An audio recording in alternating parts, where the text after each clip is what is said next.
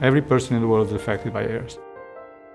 It's the atmospheric infrared sounder, a revolutionary instrument that is able to look at the infrared, the thermal radiation that is emitted by the Earth and by the atmosphere.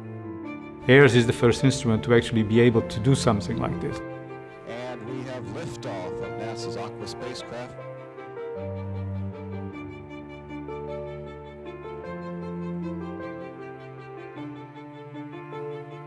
It was designed to provide data to help improve weather forecasting and to help us understand what's going on with climate. Because it lasted so long, it allows us to have a record of climate change that is completely unique. So it shifted from being a revolutionary weather mission to being a revolutionary climate mission. Climate is all about understanding trends. The longer the data set is, the better you'll be able to understand what's going on. Now we have a 20-year data record. That data set in itself will be looked at for the next 100 years or so, or longer. It will give people a glimpse into this real critical time period in our history.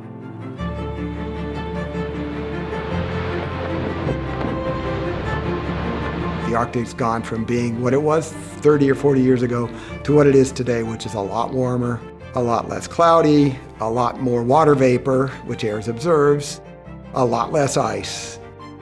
There's also this wealth of information in the AIRS spectra about many different trace gases. Carbon monoxide, ozone, ammonia, carbon dioxide, also methane.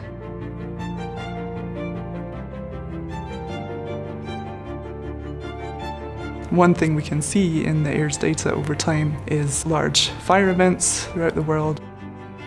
Air pollution is a global problem. We can see those plumes moving across the world. AIRS data are used in the development of the U.S. Drought Monitor. We do produce results from AIRS to understand how flu is spreading. When the atmosphere is drier, there appears to be a tendency for people to get the flu. All those have enormous economic consequences and social consequences. And this is why it matters. AIRS is about decision-making. It's about using the data that we get from these spaceborne instruments and applying them to critical challenges we have on Earth right now. The data that we've collected from AIRS is vastly unexplored.